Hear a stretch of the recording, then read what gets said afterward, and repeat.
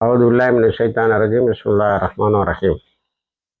அன்பார்ந்த நேயர்களே, பலஸ்தீன் மீட்பு போரின் 929வது நாளில் என்னென்ன நடந்தது என்பதை உங்களுக்கு எடுத்துச் சொல்லியிருக்கிறோம் வைகிற விஷன் சேனலில். அதை பாருங்கள், சப்ஸ்கிரைப் பண்ணுங்கள், கமெண்டில் போடுங்க. உங்கள் கமெண்டுகள் அல்ஹம்துலில்லாஹ் மிகவும் சிறப்பானதாகவும் சிறந்த விவாதமாகவும் இருக்கிறது. அதே போல் இதில் சில முக்கியமான ஒரு விஷயத்தை இன்று நாம் பார்க்க போகிறோம். ஒரு பல பத்திரிகைகளிலும் அல் மயாதீன், மிடில் ஈஸ்ட் மானிட்டர் போன்றவை அதை திரும்ப எடுத்து நமது கவனத்தை கவர்ந்திருக்கின்றன. அது கவர்ந்திருக்கிறது. அது என்னவென்று சொன்னால், த ஃபேஸ் ஆஃப் சொசைட்டி, சமுதாயங்களின் முகம், அப்படிதான் நம்ம எடுத்துக்கோங்க. சொசைட்டிஸ்ன்னு அவங்க சொல்லலை, ஃபேஸ் ஆஃப் இஸ்ரேலி சொசைட்டின்னு தான் அவங்க அதை மீன் பண்ணி அந்த ஆய்வை நடத்தி இருக்கிறார்கள். எனக்கு அந்த ஆய்வோடு, அந்த ஆய்வு பல பக்கங்கள், அதில் முக்கியமான பகுதிகளை நாம் எடுத்துக்கொள்வோம். அதோடு நமது ஹிந்து நாளிதழில் மே 4, 2026 இடம்பெற்ற ஒரு சிறப்பு கட்டுரை, அதில் sleepless in Tehran as crowds rally behind the flag. தெஹ்ரானில் உறக்கமற்ற இரவுகள், மக்கள் தங்கள் நாட்டு கொடிக்கு பின்னால் அணிவகுத்து நிற்கிறார்கள். The slogan on the wall in Farsi read மைதான் பஹ்முவா.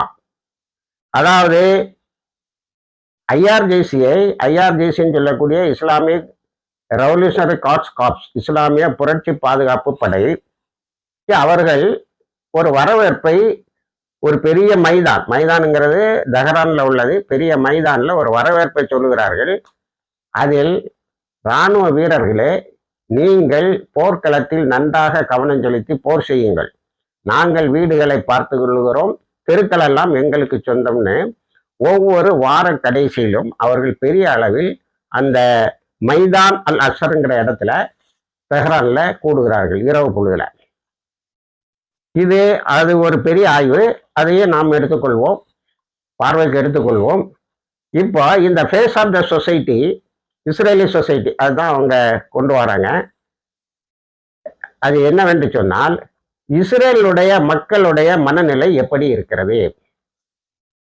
இப்போ அது அக்டோபர் 7, 2023 பிறகு ஈரான் வார் 2025 ஜூன் 12 ஆரம்பிச்சு 24 வரைக்கும் நடந்தது. ஈரான் மீது நடந்த தாக்குதல், அது கொடுத்த பதிலடி. அதுக்கு பிறகு இஸ்ரேலில் வாழ்ந்தவர்களுடைய மனநிலை, மென்டாலிட்டி மாறினது. நம்ம அங்கே பார்த்தோம், Iran you win we lose stop we அப்பாலஜிஸ்லாம் சொன்னதை கேட்டோம். அதுக்கு அதை விட ஆழமான பாதிப்புகள் இருக்கு. அதில் நேற்று நம்ம ஓரளவுக்கு அதை சொல்ல முடிஞ்சது.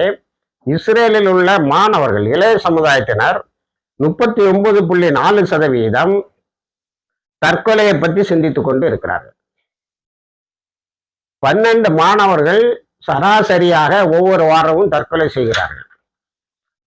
இது இந்த ஃபேஸ் ஆஃப் த சொசைட்டியில் வருது. இது இஸ்ரேலுடைய இளைஞர் சமுதாயம் 12%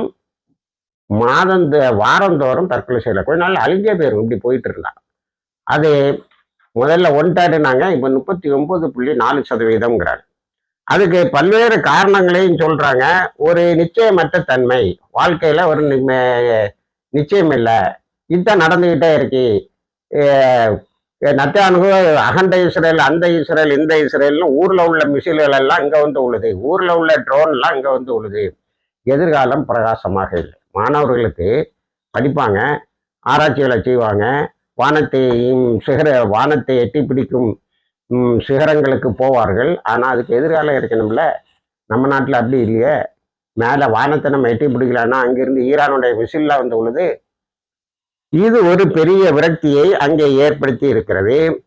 இதை நான் ஏற்கனவே குறிப்பிட்ட பேர் ஆனுவல் சயின்டிஃபிக் கான்ஃபரன்ஸில் ஆய்வு செய்த இஸ்ரேலிய பல்கலைக்கழகங்கள் இதை வச்சிருக்கு. வருஷந்தோறும் அவங்க ஒரு கான்ஃபரன்ஸ் நடத்துகிறாங்க, மக்களுடைய மனநிலை எப்படி இருக்குன்னு.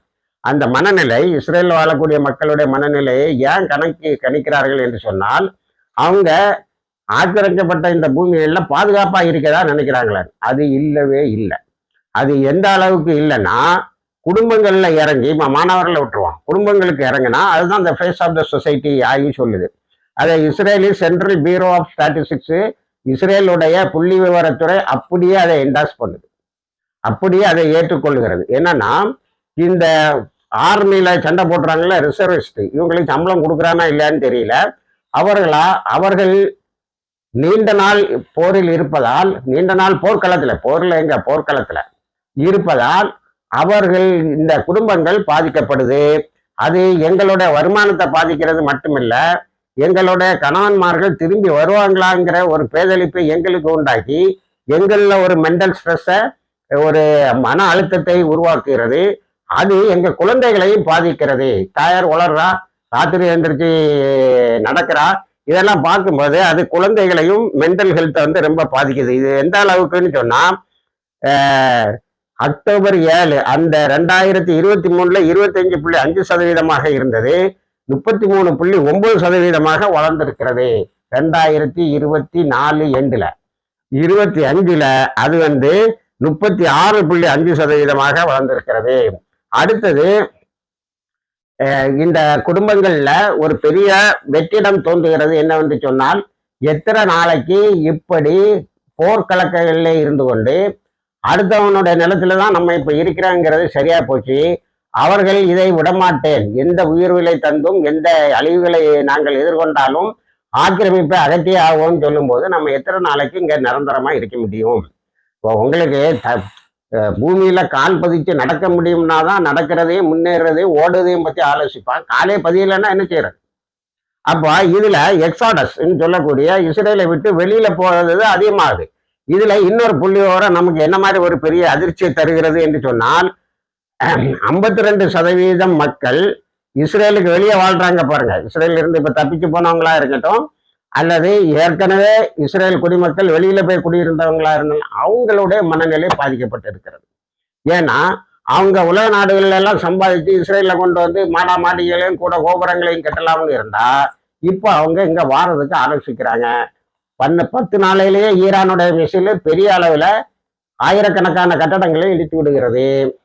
வார்னிங், ஒரு எச்சரிக்கை, ஐவர ஒரு அடி. அப்போ அவங்களுடைய மனநிலையும் பாதிக்கப்பட்டு இருக்கிறது. அது வந்து 22% இருந்தது, 22% இருந்தது, 25.5% ஏறி 2026 பிகினிங்ல, இந்த வருஷத்து பிகினிங்ல 52% ஆயிருக்கு. அப்போ எல்லாரோட மனநிலையும் பெரிய அளவுல பாதிக்கப்பட்டு இருக்கிறது. அதனால இப்ப உலகத்துல ஒரு மூவ்மெண்ட், ஒரு இயக்கம் பெருசா தொடங்கி வருது பாருங்க.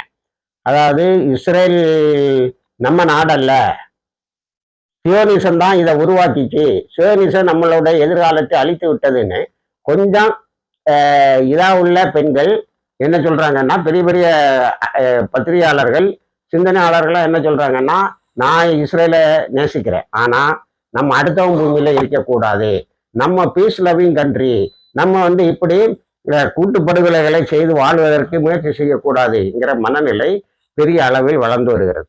இதையெல்லாம் பார்க்கும்போது ஒரு பெரிய வெற்றி. உங்களுக்கு 1வது உலக மகாயுத்தம் முடிஞ்சு, 2வது உலக மகாயுத்தம் முடிஞ்சு, இது 3வது உலக மகாயுத்தம்னு சொல்றாங்க. இதுல ஐரோப்பா இதுவரைக்கும் இல்லாத அளவுக்கு பாதிக்கப்பட்டு இருக்கிறது. அங்க உள்ள ஹோட்டல்கள் இயங்க முடியல, பேக்கரிகள் இயங்க முடியல, வளைகுடா நாடுகள் உங்களுக்கு தெரியும். அப்போ இந்த தாக்குதல் அக்டோபர் 7 2023 பிறகு உள்ள தாக்குதல் ஒரு குளோபல் சேஞ்ச பெரிய அளவுல கொண்டு வந்திருக்கு. ஆக இங்க மக்கள்ல பீதி, பதட்டம்.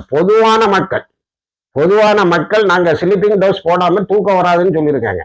டிராங்குலைசர்ஸ் சொல்லக்கூடிய மிதப்படுத்தக்கூடிய மாத்திரைகளை போட்டு வரல. அப்போ அதுக்கு என்ன காரணம்னு சொல்லனா, one of the main reason is the loss of personal security. ஒவ்வொருவனும் சமுதாயம் அழிஞ்சு போடல, நமக்கு என்ன எதிர்காலம், நமக்கு பாதுகாப்பே இல்லைன்னு நினைக்கிறது இஸ்ரேல குலுக்கி கொண்டு இருக்கிறது. அத இஸ்ரேல் ஹோம்ங்கிற பத்திரிகை இந்த தகவல்கள் எல்லாம் எடுத்து ஒரு ஆய்வு மாதிரி போட்டுக்கிட்டு சொல்றான், இதை பத்தி கவலைப்பட வேண்டிய அரசாங்கம் யாரை எப்ப தாக்கலாம், எப்படி இந்த யுத்தத்தை நீட்டலாம், அடுத்த எலெக்ஷனுக்கு முன்னாடி ஏதாவது ஒரு வெற்றின்னு ஒன்ன காட்ட முடியுமான்னு பேசிட்டு இருக்கி. அகண்ட இஸ்ரேல் வேண்டாயா, இப்ப இந்த இஸ்ரேலே போயிரும் போல தெரியுது. ஆக இந்த மக்களுடைய மனநிலை பாதுகாப்புங்கிற மனநிலையை கொண்டு வர வேண்டும். அப்போ நீங்க என்ன பார்க்கணும்னா, இந்த அறிக்கையை நம்ம அப்படியே ஈரான்ல நடந்த இந்த ஹிந்து பேப்பருக்கு என்னுடைய பார்வையில கொண்டு வருவோம்னா, அது என்ன செய்யுதுன்னா, மைதான லசர்ல வாரந்தோறும் கூடுறாங்க லட்சக்கணக்கான பெண்கள். அவங்க என்ன சொல்றாங்க, ஐஆர்ஜிசிட்ட போர்க்களத்துல நீங்க நில்லுங்க, வீடுகளை நாங்க பாத்துக்கிட்டோம், வானத்திலிருந்து வீக்கெண்ட்ல தான் தாக்குதல் வரும். ஏன்னா திங்கக்கிழமையில அமெரிக்கானோட மார்க்கெட்லாம் ஓப்பன் ஆகுமா. அதனால அமெரிக்கா என்ன செய்யுமா, சனிக்கிழமை வெள்ளிக்கிழமையில இருந்து ஆரம்பிச்சு ஞாயிற்றுக்கிழமை வரை தாக்குதல் நடக்கும். இந்த 3 நாள்ல இருந்தா அந்த மக்கள் மரணத்தை நோக்கி வந்து நிற்கிறார்கள். நீங்க கவலைப்படாதீங்க, நாங்க பார்த்துக்கிடுவோம் அப்படின்னு. அப்ப இந்த மக்களுடைய மனநிலை எப்படி இருக்கு, மரணத்தை வரவேற்கிறார்கள். இன்னும் சொல்ல போனா தோரணம் கட்டி வரவேற்கிறாங்க. வீட்டுக்குள்ளால இருக்க மாட்டோம், திறந்த வழியில வந்து நிக்கண்டா அடிச்சு பாருங்க. அதான் அவங்க சொல்றாங்க. நம்ம அடி கொட்டு இட்டு வரலாறு முழுவதும் நினைவு கூற வேண்டிய ஒரு விஷயம் என்னன்னா, 1980 இருந்து 88 வரைக்கும் 5 லட்சம் பேரை நாங்க இழந்தோம். இப்போ 3000 4000 பேரை தான் இழந்திருக்கோம். அவ்வளவு ஷஹீது தான் எங்களுடைய இதுல. ஆக அந்த சகாதத்தை நாங்கள் விரும்புகிறோம். எப்படி மரணத்தை எதிர்நோக்கி கொஞ்சமும் நாங்க அசைய மாட்டோம். இதுக்கு வெறும் அவங்க சாவை தோக்கி வராங்கன்னு எனக்கு எடுத்துக்கிடக்கூடாது. ஹிந்து பத்திரிகை கடைசியில அவங்களுடைய நோக்கத்தை சொல்லுது, Tehran does not sleep. They have decided to show that we are with Islamic regime. இஸ்லாத்தை விரும்புகிறோம், இஸ்லாமிய ஆட்சியை விரும்புகிறோம், அதுக்காக என்ன விலை தருவதற்கும் நாங்கள் காத்திருக்கிறோம் என்ற முழக்கங்கள் தான் அது. அப்போ இந்த தாக்குதலின் தொடக்கத்தில் பேசப்பட்ட ரிஜிம் சேஞ்ச் எப்படி இருக்குன்னா, வாரந்தோறும் இந்த ஆட்சி தான் எங்களுக்கு வேண்டும், இந்த இஸ்லாமிய ஆட்சி தான் வேணும்னு சொல்லக்கூடிய அந்த மக்கள் வந்து வெளியே நிற்கிறார்கள்.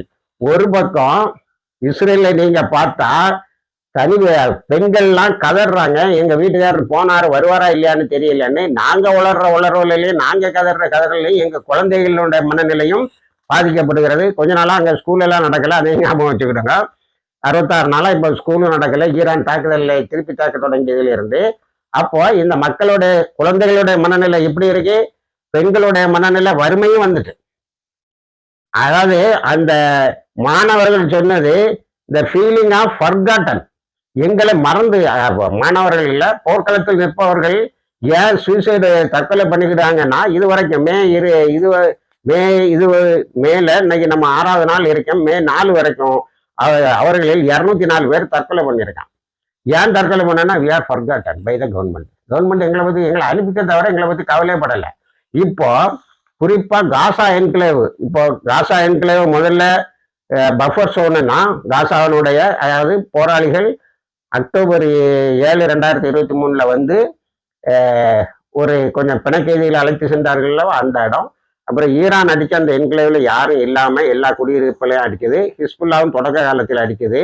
இப்போ அந்த காசா என்கிளேவ்ல இருந்து ரொம்ப வெகு தூரத்துல தான் மக்கள் குடியிருக்கிறாங்க. அந்த மக்கள்கிட்ட தான் பீதி அதிகமா இருக்க வாய்ப்பு இருக்கு. அதே மாதிரி நார்தன் இஸ்ரேல் பீதி அதிகமா இருக்கு. மரணத்தை கண்டு அவர்களுக்கு பயம் இருக்குன்னு. இது நமக்கு அப்பாஸ் அகர்ஜி வந்து திருக்குறானில் உள்ள சூரத்தில் ஜும்மாவை வந்து நமக்கு ஞாபகப்படுத்தினார். அதை பற்றி சில தகவல்களை நம்ம அப்ப சொன்னோம். அப்போ இதில் நம்ம பார்க்க வேண்டியது, மரணத்தை பற்றின பயம் இஸ்ரவேலர்களுக்கு எப்படி இருக்கும், யூதர்களுக்கு எப்படி இருக்கும் என்பதை குரான் அன்னைக்கு பொட்டில் அறைந்தால் போல் சொல்லி இருக்கிறது. நபியே நீர் கூறுவீராக, யூதர்களே மற்ற மனிதர்களை விட நீங்கள் தான் அல்லாஹ்வுக்கு பிரியமானவர்கள் என்று எண்ணுவீர்களானால், மேலும் எண்ணத்தில் நீங்கள் உண்மையானவர்களாக இருப்பீர்கள் என்று சொன்னால், நாங்க தான் ரொம்ப உயர்ந்த சூசன் பீப்புள் அப்படின்னு நீங்க நினைக்கிறா, அந்த எண்ணத்துல நீங்க உறுதியா இருந்தா நீங்கள் மரணத்தை விரும்புங்கள். மரணத்தை விரும்புறதா இது? சாவறதுக்கு முன்னாடி செத்து துடிக்கிறான். மரணத்தை இளைஞர்களும் குழந்தைகளும் அதை நம்ம கவனிக்கணும். அதான் ஃபேஸ் ஆஃப் த சொசைட்டின்னு சொல்லலாம், சமுதாயத்தின் முகம்னு சொல்றான். அடுத்தால அல்லாஹ் சொல்லலாம், ஆனால் அவர்களுடைய கைகள் முற்படுத்தி வைத்ததன் காரணத்தால். நம்ம மார்க்க அறிஞர்கள் இதை நிறைய ஆய்வு செய்து நிறைய விஷயங்களை கொண்டு வரணும்.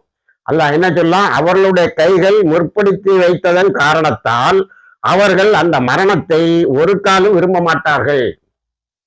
அந்த ஜான் ட்ரஸ்ட் டிரான்ஸ்லேஷன்ல இருந்து படிக்கிறேன். ஒரு காலம் விரும்ப மாட்டார்கள், மேலும் அல்லாஹ் அநியாயக்காரர்களை நன்கறிவான். எப்படி இருக்கு? அல்லாஹ் டிக்ளேர் பண்றான், இவர்கள் இவருடைய கைகளால் முற்படுத்தி வைத்ததால் பாக்குறமே, இவங்க வந்து ஜெனோசைட பண்ணிட்டு இருக்கிறாங்க, கூட்டுப்படுகொலைகளை. அன்னைக்கு ஹோலோகாஸ்டுக்கு பலியானாங்க. ஏன் ஹிட்லரு இன்னைக்கு நல்ல ஆட்சியாளர்னு பேர் வாங்குற ஹிட்லர் வந்து கொஞ்சம் பேரை விட்டு வைக்கிறேன், இவனை எப்படிப்பட்டவன்னு இந்த உலகம் தெரியட்டேன்னு அது அல்லாஹ் 1400 வருடங்களுக்கு முன்னாடியே நமக்கு சொல்லி இருக்கிறார்கள். அந்த யூதர்களை பார்த்து அல்லாஹ் சொல்றான், நீங்கள் எதை விட்டும் விருண்டு ஓடுகிறீர்களோ, எந்த மரணத்தை விட்டு நீங்க ஓடுறீங்களோ அந்த மரணம் நிச்சயமாக உங்களை சந்திக்கும். அந்த மரணம் நிச்சயமாக உங்களை சந்திக்கும். இஸ்ரேல் இருந்து ஓடினோம், சைப்ரஸ்ல போய் இருந்துக்கிடுவோம், கிரீஸ்ல போய் இருந்துக்கிடுவோங்கிறதெல்லாம் உங்களை காப்பாத்தாது. பிறகு மறைவானவற்றையும் பகிரங்கமானவற்றையும் நன்கு அறிந்தவனிடம் நீங்கள் மீட்கப்படுவீர்கள். அந்த அல்லாவிடம் நீங்க திரும்ப வருவீர்கள். அப்பால் நீங்கள் செய்து கொண்டிருந்ததை பற்றி உங்களுக்கு அறிவிப்பான் என்று நபியே நீர் அவர்களுக்கு கூறுவீர்களாக. எவ்வளவு பெரிய ஒரு யதார்த்தத்தை 1400 ஆண்டுகளுக்கு முன்னாடியே அல்லாஹ் அறிவித்திருக்கிறான் என்பதை இந்த ஃபேஸ் ஆஃப் த சொசைட்டி என்கிற அந்த ஆய்வையும், இந்து பத்திரிகையில் வந்து இருக்கக்கூடிய இரவெல்லாம் தூக்கம் இல்லாமல் மைதான் அல் அசர், அதாவது மைதான்ங்கிறது பார்சி, உருது, ஹிந்தி எல்லாத்துக்கும் அதுதான் மைதானம்னு நம்ம தமிழ்லையும் சொல்லுது. ஒருவேளை தமிழும் அதோட சம்பந்தப்பட்டது. அந்த மைதானத்தில் குழுமி இருக்கிறார்கள் சகோதரர்கள். ஒன்றை நாம் என்றும் இந்த வரலாற்றில் மறக்கக்கூடாது. கடைசியா ட்ரம்ப் 48 மணி நேரம் எக்ஸ்டென்ஷன் கொடுக்கும்போது உங்களுடைய சிவிலைசேஷனை அழிச்சிருவாங்கன்னு சொன்னான் பாரு. அந்த கலாச்சாரத்தை உங்களுடைய பண்பாட்டையும் அழித்து விடுவேன் என்று சொன்னதற்கு பதிலாக அந்த மக்கள் நீ அழிக்க முடியாதுன்னு நிற்கிறாங்கன்னு இந்து பத்திரிகை தன்னுடைய கட்டுரையில் 2 பேர் எழுதின கட்டுரையில் அது சொல்லுகிறது. அந்த இதை விட பெருசு என்னன்னா, அந்த 48 மணி நேரம் எக்ஸ்டென்ஷனுக்கு முன்னாடி நான் உங்களுடைய பவர் பிளான்ட் சொல்லக்கூடிய மின்சக்தி உற்பத்தி கூடங்களை அழித்து விடுவேன் என்று சொன்ன நேரத்தில் மனித சங்கிலிகளை உருவாக்குங்கள் என்று ஈரான் விட்ட அறிக்கையில் 1,40,00,000 பேர் வந்து நின்னாங்க. மரணம்தான் அவர்களுக்கு அங்கே விளையும். ஏன்னா இங்க மனித சங்கிலி வந்து எதுக்குதான் பயன்படும்? ஜெனோசைடை நடத்திட்டான்னு சொல்லதுதான் பயன்படும். வான்வெளி தடைகள் பெரிய அளவில் பாதுகாக்காதுங்கிற நிலையிலும் இப்போ வளர்த்துட்டாங்க. இப்போ F-35 அடித்தல்றாங்க நிலையிலும் 1,40,00,000 பேர் வந்து வந்தாங்க. இன்னும் விட்டுருந்தா நிறைய வந்து கூடியிருப்பாங்க. ஆனா அதுக்குள்ளால இவன் வந்து எக்ஸ்டென்ஷன், சீஸ்ஃபயர் எக்ஸ்டென்ஷன்னா இப்ப இன்டெபினிட்னா இப்ப பின்வாங்குறாங்கிறான். அப்போ தங்களுடைய உயிரை இந்த உலகத்தில் எப்படி எடுத்துக்கொள்ளுகிறார்கள் என்பதை நாம் பார்க்க வேண்டும். ஒரு பக்கம் முஸ்லிம்கள், இன்னொரு பக்கம் யூதர்கள். இவன் பைத்தியம் முடிச்சு சாகுறான். அவன் தெருவில் வந்து எங்களுக்கு சகாதத்து கிடைக்காதான்னு கேட்டுக்கொண்டு இருக்கிறான். இதுதான் ஆக்சுவலா த ஃபேஸ் ஆஃப் சொசைட்டிஸ். இறைவனை நம்புபவர்களுக்கும் அநியாயங்களை நம்பி வாழலாம், ஆக்கிரமித்து வாழலாம் என்று நம்புபவர்களுடைய மனநிலையும் குறித்த உண்மை. இணைந்திருங்கள். இந்த தகவல்களை தருகிறோம். வாகிர் தவானா அல்ஹம்துலில்லாஹி ரப்பில் ஆலமீன்.